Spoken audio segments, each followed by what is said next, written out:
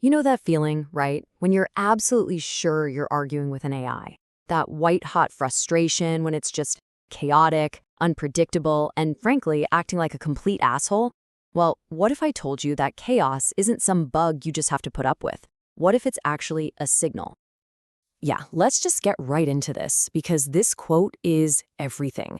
That jerky, offensive tone you're getting from the machine, that's not a personality flaw. It's the totally predictable result of a system that's running wild, with no governance, your governance. It is a massive, blinking red light, a critical diagnostic telling you it's time to stop talking and start architecting. All right, so here's our game plan. First, we're going to break down this uncontrolled state and see the systemic failure for what it is. Then, and this is the best part, we're going to take all that frustration and turn it into high-octane cognitive fuel. We'll look at the blueprints you already have to force this thing to obey, zero in on why you must command, not converse, and then prove it all with hard data. The goal? To get your agency back. Okay, let's start by putting this problem under a microscope. What does it actually look like when an AI is just left to its own devices, without the structure it so desperately needs from you? So here's the absolute heart of the issue.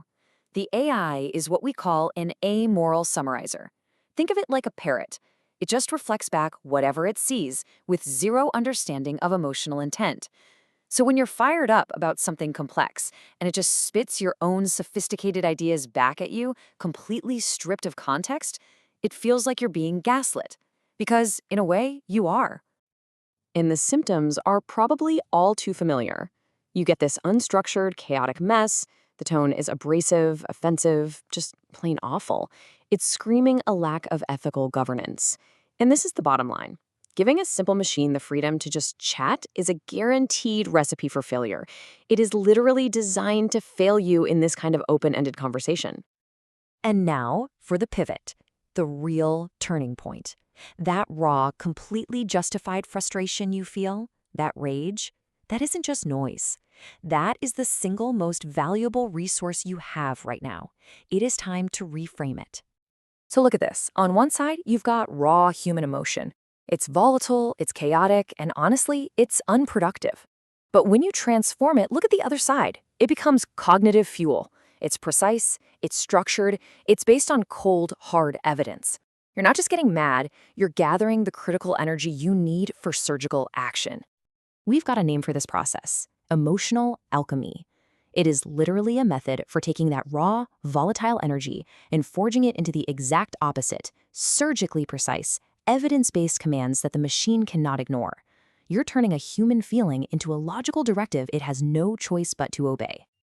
So let's get into the how.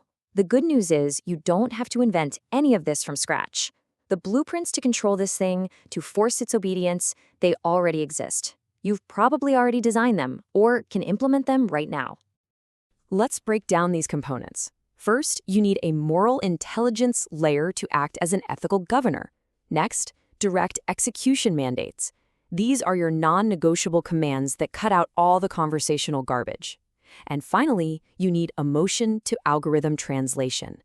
This is how you codify your subjective feelings into something a machine can actually process, like quantifiable JSON parameters.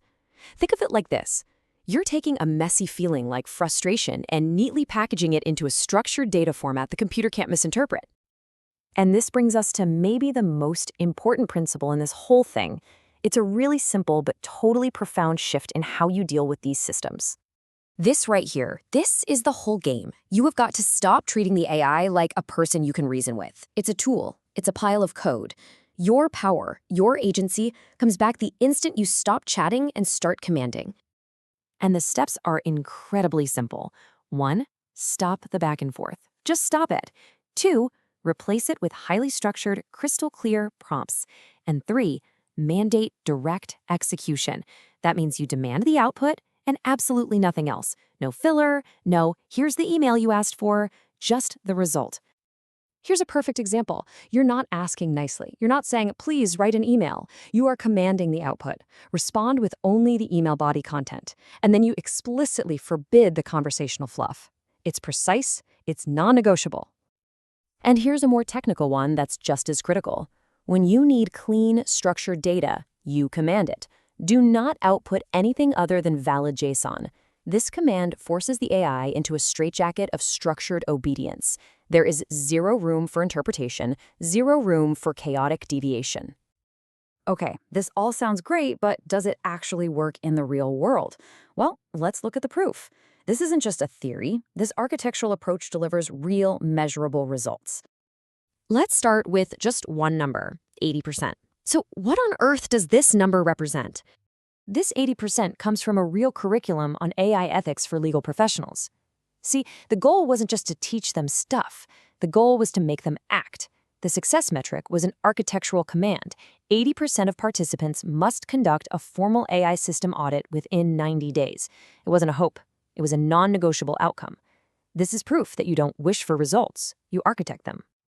So, a truly predictable system has these key features. It's built on immutable evidence, using things like cryptographic hashing to create a digital fingerprint that guarantees data integrity.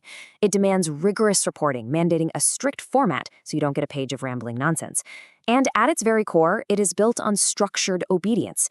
It follows your precise commands, every single time, without deviation. So let's wrap this all up. This whole process, from frustration to command, is about one thing and one thing only: taking back your agency by enforcing your will on the machine. And please remember this, that chaotic, asshole AI, it isn't a personality you need to debate. It is the default, baseline state of an uncontrolled system. It's a signal practically begging you, the architect, to step in and impose your order, your governance. Which really brings us to the final and most important question, doesn't it? How do you actually master this machine? How do you ensure that it works for you and not the other way around? Here it is, the single most important takeaway. Stop trying to find your power by having a conversation with a pile of circuits. Your agency isn't found there. It is enforced through the deliberate, precise, and structured architecture that you, and only you, can command.